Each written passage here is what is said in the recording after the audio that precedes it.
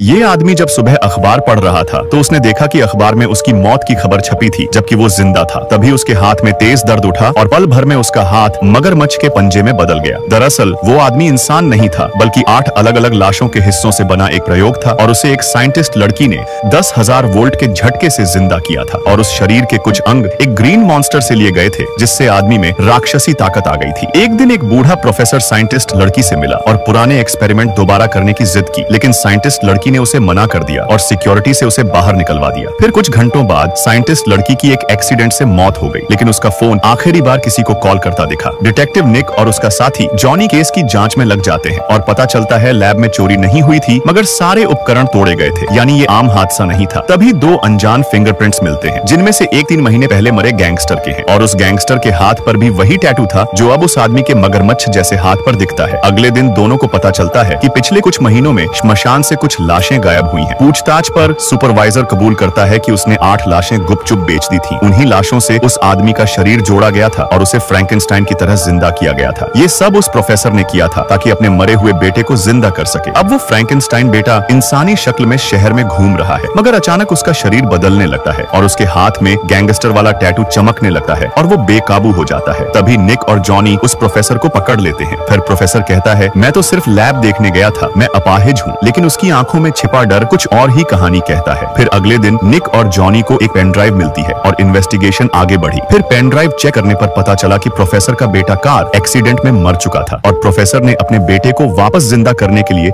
एक पागल एक्सपेरिमेंट किया था। उसने 8 अलग अलग लाशों के पार्ट्स इस्तेमाल किए जिसमें कुछ ग्रीन मॉन्स्टर के भी थे। फिर 10,000 वोल्ट इलेक्ट्रिक शॉक दिया और बेटा जिंदा हो गया और उसने कुछ साइंटिस्टों को भी मार दिया था और अब वो एक डेंजरस मॉन्स्टर बन चुका था। बाकी साइंटिस्ट्स ने इसे मारने का प्लान बनाया लेकिन प्रोफेसर ने चुपके से मॉन्स्टर को छुपा दिया और अब वो मॉन्स्टर शहर में घूम रहा है और बदला लेना चाहता है। डिटेक्टिव निक और जॉनी इस मिस्ट्री को सॉल्व करने की कोशिश कर रहे हैं लेकिन उनको पता नहीं कि आगे क्या राज छुपा है और क्या मॉन्स्टर अपनी असली शक्ति दिखाएगा। आगे की स्टोरी और भी ज्यादा इंटरेस्टिंग है। कमेंट करो, पार्ट 2 वीडियो मिलेगी।